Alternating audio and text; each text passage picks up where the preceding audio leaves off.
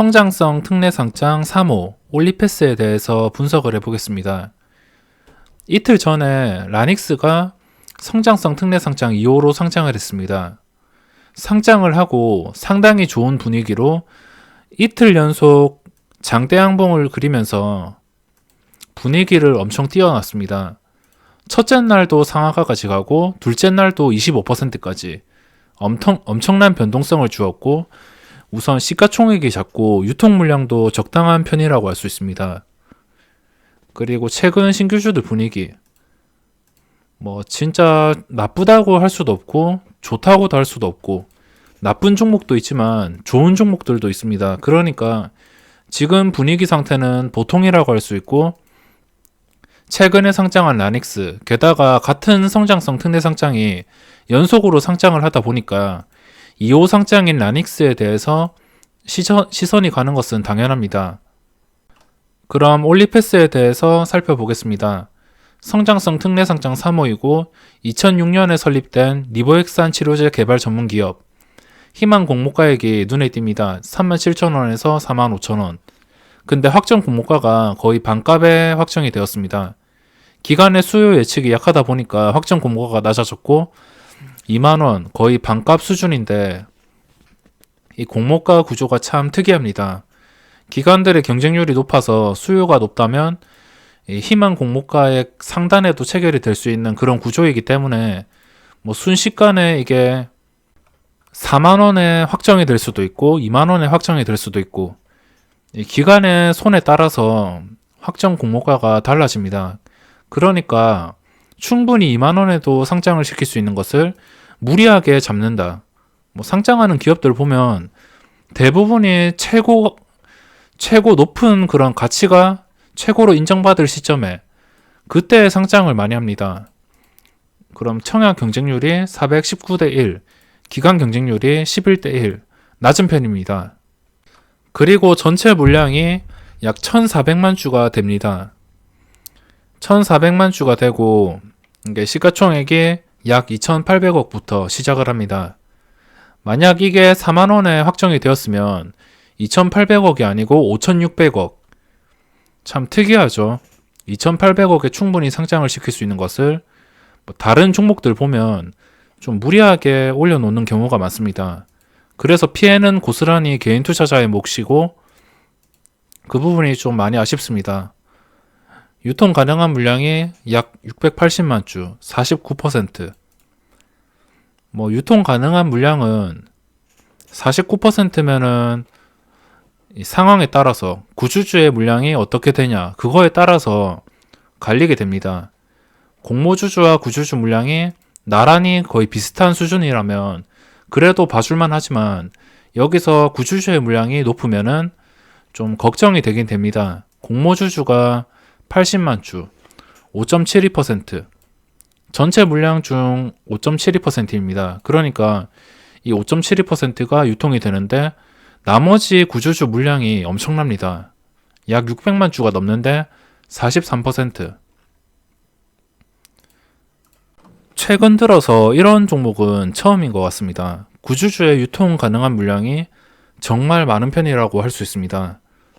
그래서 이 종목은 아무리 라닉스가 분위기가 좋았다 하더라도, 이게 라닉스가 오른 것이 과연 이 라닉스 때문인가, 아니면 올리패스를 위한 상승인가, 이것도 상당히 중요한 것 같습니다. 제가 오늘 라닉스를 매매하면서 내일 그래도 올리패스가 상장하는데 이 라닉스가 분위기가 좋아야지 이 올리패스에서 구주주 물량과 기관의 물량을 받아줄 개미들이 많이 몰리겠구나, 이렇게 생각을 했었는데, 이 라닉스는 상한가 근처까지 갔음에도 엄청나게 폭락을 해서 마감을 했습니다. 고점 대비 거의 한 8%? 이 수치로 따진다면은 10%. 엄청나게 폭락을 했는데 마지막에 좀 아쉬운 부분이 있었고, 올리패스, 저는 이 종목을 웬만하면은 시초가에 매수하고 싶지는 않습니다.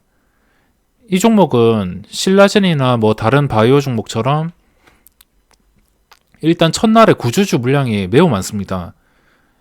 이 물량 구조를 보니까 약간 신라젠이 생각납니다. 신라젠도 첫날 시초가가 한 13,000원인가 시작을 했었는데 장외 거래에서는 25,000원에 거래될 만큼 인기가 상당히 많았습니다. 그 이상에도 거래가 되었고 신라젠 상장 전까지 그 장외 시장 분위기가 엄청 뜨거웠었습니다. 하지만 13,000원에 상장하는 것을 보고 엄청난 충격을 받았고 개인 투자자들은 장외 거래보다 훨씬 싼 가격에 상장을 하니까 너도 나도 모여들어 가지고 신라젠의 주가가 처음에 개인 투자자들이 구주주의 물량과 기관들의 물량을 다 받아 먹으니까 상장하자마자 8,900원까지 13,000원에서 8,900원까지 거의 30% 이상 폭락을 했습니다. 이 올리패스가 물론 성장성 특례 상장이라서 청약을 넣은 개인 투자자들은 뭐 유리할 수밖에 없습니다. 어차피 손실 제한이 마이너스 10%일 것이고 뭐 기관들은 해당이 안 돼서 다 팔아 먹겠지만 이 라닉스를 보면은 기관들 신나게 다 팔고 나갔습니다. 보시면 전부 다 팔고 나갔습니다. 그리고 다시 들어올 생각이 없을 것 같고 아마 시간이 지나도 기관이 이 종목에서 관여는 하지 않을 것 같습니다.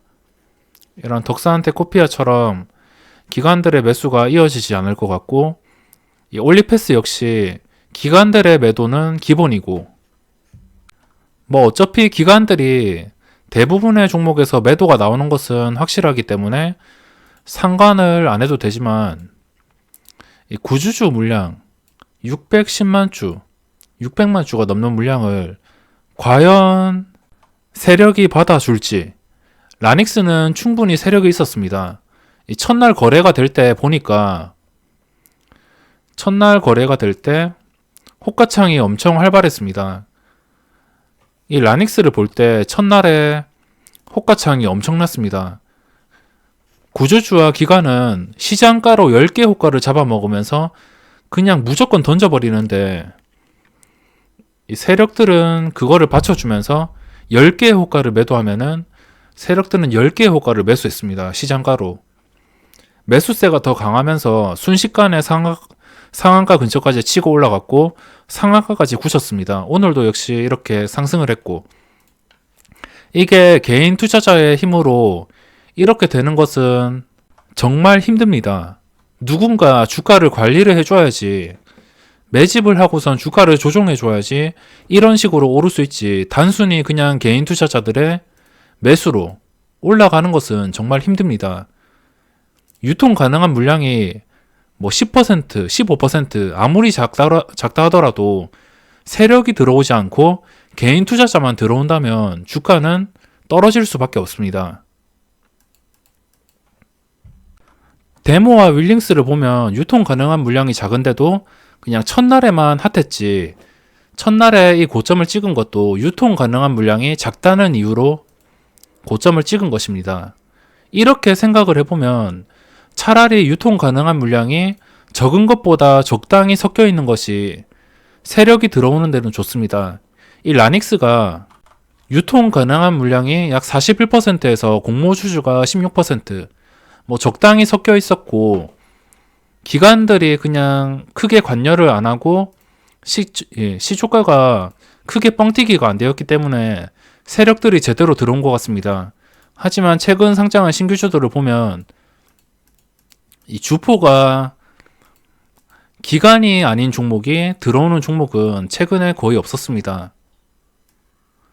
최근에 기관이 관여해서 신고가를 찍은 그리고 고점을 찍은 레이나 코인테크, 덕산테코피아 뭐 이런 종목들이 기관이 관여를 해서 급등을 했지만 눈에 보이지 않는 세력 최근에 기관이 아닌 눈에 보이지 않는 세력이 들어온 종목이 많이 없습니다. 실제로도 많은 종목들이 상장하면서 뭐 수십 개 중에 한 개가 들어올 만큼 세력이 들어오는 종목을 잡기가 쉽지가 않습니다. 첫날, 둘째 날 연속으로 거래량을 동반하면서 이렇게 장대 양봉 2번 이렇게 주가를 올려버리는 세력을 보는 게 쉽지가 않습니다. 그냥 대부분 유통 가능한 물량이 작아서 개인들이 서로 몰려가지고 공모가가 이 시초가가 뻥튀기 되어서 상장할 뿐, 이렇게 적극적으로 상승을 하는 경우는 최근에 없었던 것 같습니다. 라닉스 분위기가 아무리 좋았다 하더라도 뭐 신규주에서 업종 이런 건 상관없지만 시가총액이 일단 낮고, 그리고 구주주와 공모주주의 물량이 적당히 섞여 있었습니다. 하지만 이 올리패스, 뭐 최근에 삼성바이오, 셀트리온 헬스케어 그거를 중심으로 각종 바이오 종목들이 분위기가 반전이 되었다고는 하지만 과연 첫날에 물량을 받아줄 세력이 들어올지 그거를 예측하기가 정말 힘든 것 같습니다. 구주주의 유통 가능한 물량의 비중이 상당히 높은 편이고, 최근에 이런 비중 상태는 본 적이 없어가지고 이거는 겪어봐야 알 것 같고, 뭐 겪는다 하더라도 시가총액이 일단 그렇게 가벼운 편이 아닙니다. 그리고 장외거래에서도 이 라닉스 때문인지는 모르겠지만 2만원이 아니고 28,000원, 이 공모가 대비 한 40% 이상 상승을 해서 형성이 되어 있습니다.